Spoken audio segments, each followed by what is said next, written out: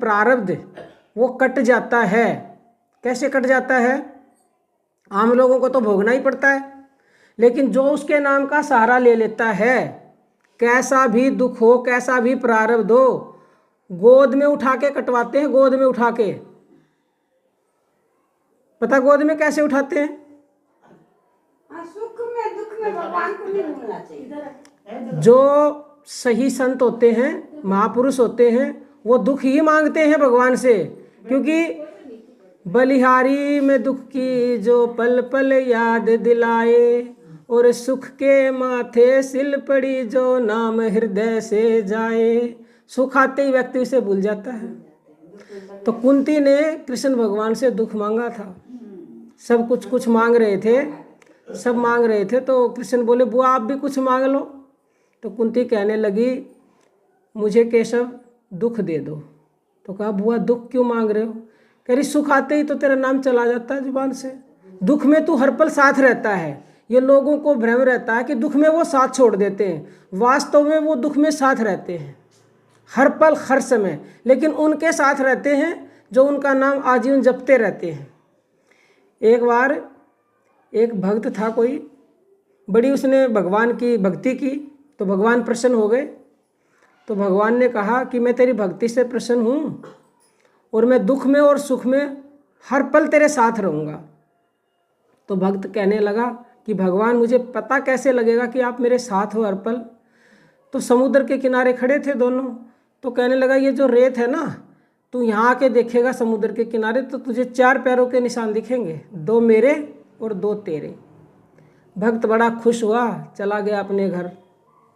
और जब तक उसका सुख का समय था तो भगवान को याद ही नहीं किया उसने।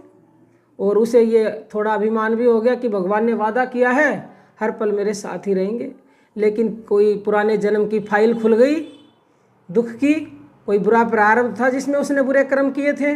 दुख आया तो रोने लग गया। उसे याद आया कि मुझे दुख आ गया, अगर भगवान साथ होते तो दुख नहीं आता। भगवान ने जो कहा था मैं वो जाके देखता हूँ कि 4 पैरों के निशान मिलेंगे।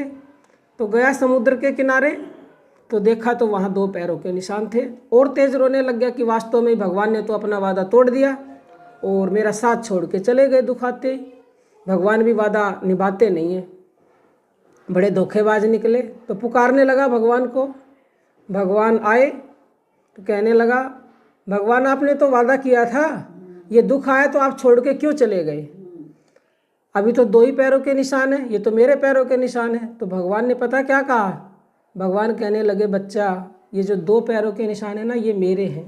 तुझे तो मैंने गोद में उठा रखा है, अगर तुझे मैं गोद में नहीं उठाऊं तो जी नहीं पाता। तो ऐसे प्रारब्ध कटवाते हैं वो फिर गोद में उठा करके, सालों का महीनों में, महीनों का दिनों में, दिनों का घंटों में और घंटों का मिनटों में गोद में उठा लेते हैं दुख में वो। लेकिन उन्हीं को उठाते हैं फिर जो उससे लगा रहता है। प्रारब्ध कटता है। भाग्य कैसे बनाए व्यक्ति का? कर्मों की वजह से। अभी हम आपसे बात कर रहे हैं, सत्संग सुना रहे हैं, जैसे ही हमने सत्संग सुनाना बंद किया हमारा कर्म बन गया वो। अभी आप यहाँ उठ के चले गए, कर्म बन गया ये। ऐसे ही हम अनेक जन्मों से करते आ रहे हैं, वो जमा हो जाते हैं, जमा हो जाते हैं। कई बार क्या होता है कि किसी ने कोई अच्छा कर्म किया, तुरंत ही उसका फल मिल जाता है, क्योंकि ये जो कर्म होते हैं ना, ये भी ऐसे दबते रहते हैं जैसे फाइल दब जाती है। अब इस कमरे में मान लो मैं गेहूँ भर दूँ, 1 साल के भर दिए, 2 के भर दिए, 3 के भर दिए, 4 के भर दिए, 5 के भर दिए, और मुझे ज़रूरत पड़ेगी तो सबसे पहले कौन से निकलेंगे? जो सबसे ऊपर है, नया कर्म है जो, वो तुरंत ही निकल आता है, और जो दब गया वो दब गया। अब अच्छा कर्म किया है मैंने, सबसे पहले ऊपर जो अच्छा है, तो तुरंत ही कई बार उसका फल मिल जाता है। व्यक्ति बड़ा खुश होता है कि मैंने ये पूजा की, ये पाठ किया, ये दान किया, वो किया, और मेरे को ये उसका लाभ मिल गया। क्यों मिल गया? क्योंकि उस कर्म का फल उसको तुरंत मिल गया। और कई बार वो दब गया, नीचे दब गया, वो न जाने कितने जन्मों के बाद मिलता है। भीष्म पितामह को जब 21 जन्म पहले की वो याद बात थी, जिसको सांप उन्होंने फेंका था कांटों पर, तो 21 दिन तक ही फिर जो है वो तीरों की सैया पर रहे थे।